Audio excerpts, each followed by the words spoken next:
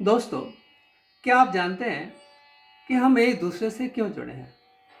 आमतौर पर इस बात का यही उत्तर दिया जाता है कि हम एक दूसरे से इसलिए जुड़े हैं कि हम एक दूसरे को चाहते हैं।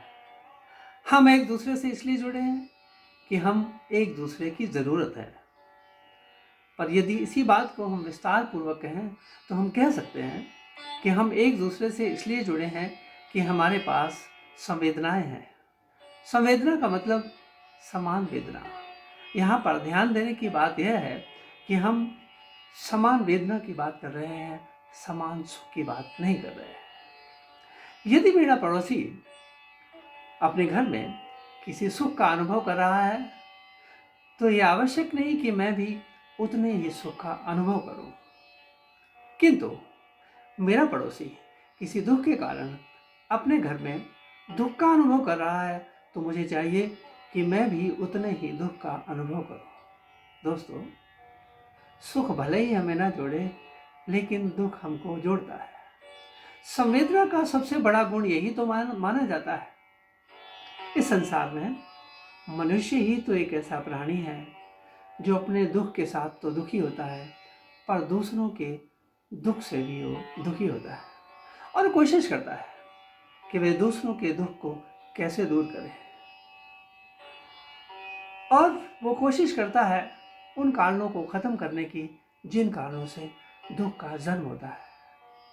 दोस्तों, हम अपनी संवेदनाओं को संपूर्ण जीव जगत में फैला दें।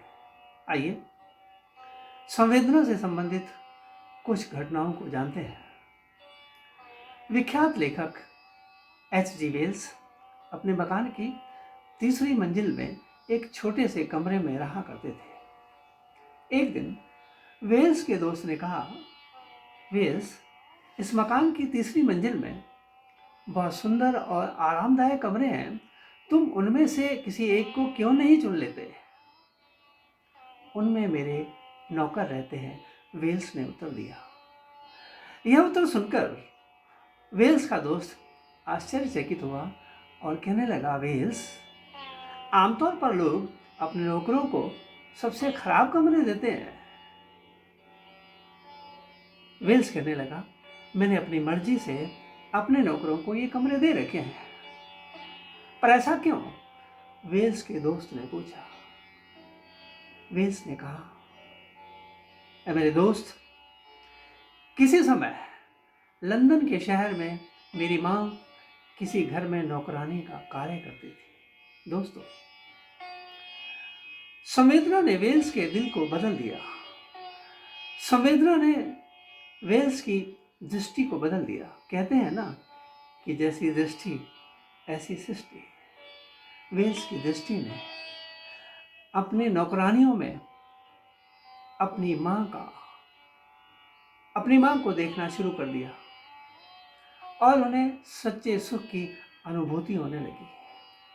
उन्हें ये लगने लगा कि दूसरे का सुख मेरा सुख है। उन्हें लगने लगा कि दूसरे का दुख मेरा दुख है।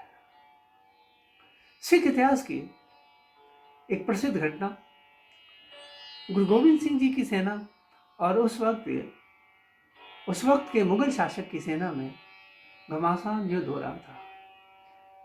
सिख सेना में एक सैनिक जिसका नाम भाई कन्हैया था, अपने घायल सैनिकों को पानी पिलाने का कार्य कर रहा था।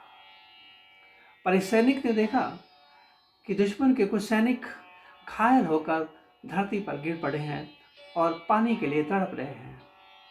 भाई कन्हैया जी से रहा नहीं गया और वो उन घायल सैनिकों को पानी पिलाने लगे। इस दृश्य को गुरु गोविंद सिंह जी की सेना के अन्य सैनिकों ने देखा और इस बात की शिकायत गुरु गोविंद सिंह जी से की। गुरु गोविंद सिंह जी जानते थे, पर उन्होंने भाई कन्हैया जी को बुलाया और पूछा, भाई कन्हैया, क्या तुम दुश्मन के घायल सैनिकों को पानी पिलाते हो? हाथ जोड़ के भाई कन्हैया जी कहने लगे, गुरु जी, मैं पानी तो पिलाता हूं, पर मैं किसी दुश्मन को पानी नहीं पिलाता। गुरु जी कहने लगे, कैसी बातें कर रहे हो भाई कन्हैया, फिर तुम किसको पानी पिलाते हो? भाई कन्हैया जी फिर हाथ जोड़कर कहने लगे, गुरु जी, जिस भी घायल सैनिक को मैं पानी पिलाता हूँ उसमें मुझे आप ही की तस्वीर के दर्शन होते हैं। ये सुनकर गुरु जी बहुत प्रसन्न हुए और उन्होंने अपनी जेब से मरहम की डिब्बी निकाली और भाई कन्हैया जी को कहने लगे, कन्हैया तुम अधूरा काम मत करो, तुम दुश्मन के घायल सैनिकों को पानी भी पिलाओ और उनकी मरहम पट्टी भी करो।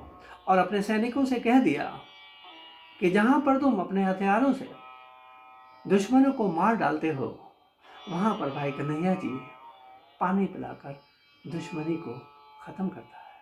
दोस्तों, संवेदना के कारण विश्व इतिहास की ये प्रसिद्ध घटना घटित हुई। विश्व इतिहास में किसी सैनिक ने अपने दुश्मन सैनिक को पानी पिलाया हो, यह पहली घटना है। और उस सेना के सेनापति ने ऐसी स्वीकृति दी हो, यह भी विश्व इतिहास की पहली घटना है। दोस्तों, हमारा देश ऋषि मुनियों का, साधु संतों, देवी देवताओं, पीरों और गुरुओं का देश है। इस देश के प्रत्येक नागरिक में संवेदना का होना अति आवश्यक है। पर कोरोना वायरस काल में जब हम देखते हैं उन श्रमिकों की दुर्दशा, जिन श्रमिकों के आधार पर, जिन श्रमिकों के सहारे हमारे देश के बड़े बड़े उद्योगपतियों के उद्योग धंधे चलते हैं, उन श्रमिकों के कारण हमारे देश के बहुत सारे लोग धनवान हुए हैं। इस बात को हम ये भी कह सकते हैं कि जिन श्रमिकों की खून पसीने की कमाई से हमारे देश के बहुत सारे लोग धनवान बने हैं, आज वो श्रमिक एक एक रोटी के लिए तरस रहे हैं। आज उन श्रमिकों की कैसी दशा है, हम सभी टीवी पर देखते हैं। दुख होता है। हमारे देश में बहुत सारे धार्मिक स्थल हैं। हमारे देश में दान देने वाले लोगों की कमी नहीं है। हमारे देश में नेताओं की भी कमी नहीं है, पर कमी है तो संवेदना की है। दुख होता है कि वो नेता जिनका जीवन हमेशा संघर्षों के बीच व्यतीत हुआ है, उनके भीतर भी संवेदनाएं नहीं है। दोस्तों, जो श्रमिक हमारे देश की आत्मा कहे जा सकते हैं, जो श्रमिक हमारे देश की रीढ़ की हड्डी कहे जा सकते हैं, उनकी दुर्दशा देखी नहीं जाती है। केवल पूजा से कार्य नहीं चलता, केवल धार्मिक स्थलों में जाने से काम नहीं होता। काम चलता है संवेदना से, काम चलता है गरीबों की सहायता करने से। परमात्मा तभी खुश होता है जब हम गरीब की मदद करें। तो हम ईश्वर से प्रार्थना करते हैं कि हमारे नेताओं को ये सद्बुद्धि दे, हमारे नेताओं में संवेदना पैदा हो जाए, ताकि हमारे देश के नेता इन गरीब श्रमिकों की दुखों को दूर कर सकें, उनकी मदद कर सकें।